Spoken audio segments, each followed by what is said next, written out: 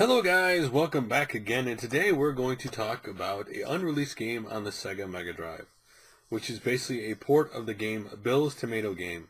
Now this was an Amiga game that basically was supposed to be released on the Mega Drive.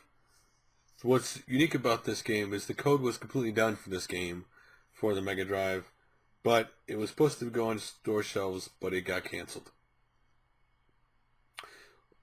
This is a funny thing because in the 90s there were a certain amount of games on the Mega Drive that did get canceled, like Came from the Desert, Stone Protectors, Putty Squad. These things ended up getting canceled. But in this case,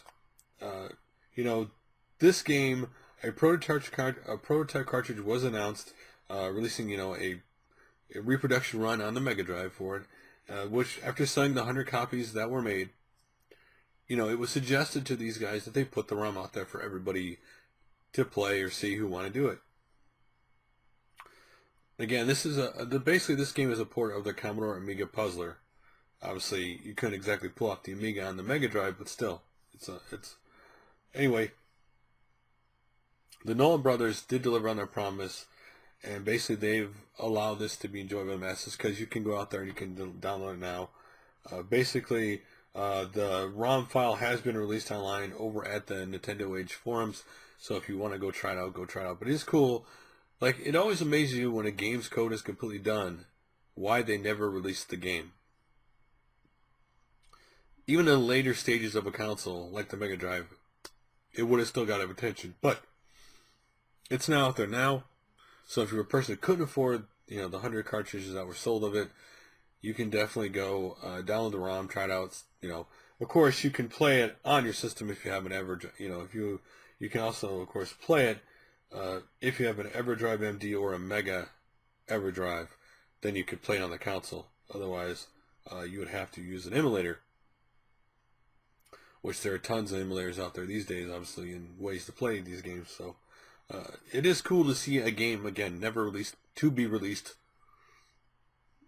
for people to try, and also, obviously for history. Like, here is a video game that was never released for sale to the public when it originally was done, and it is a shame that this happens. I mean, there are games like the last couple generations of consoles that were released, canceled, that were completely done, that someday maybe we'll be lucky enough to see.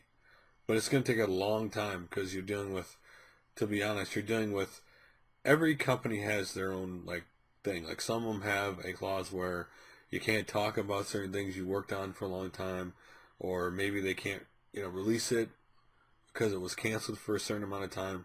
So when he talks like 8 and 16-bit, that's why you're seeing these unreleased games now, because all the time has gone by where nobody can get in trouble. This kind of thing happens for example, with the Transformer towing line, that any person who works on it has a certain agreement they can't talk about anything for a certain amount of time or show anything.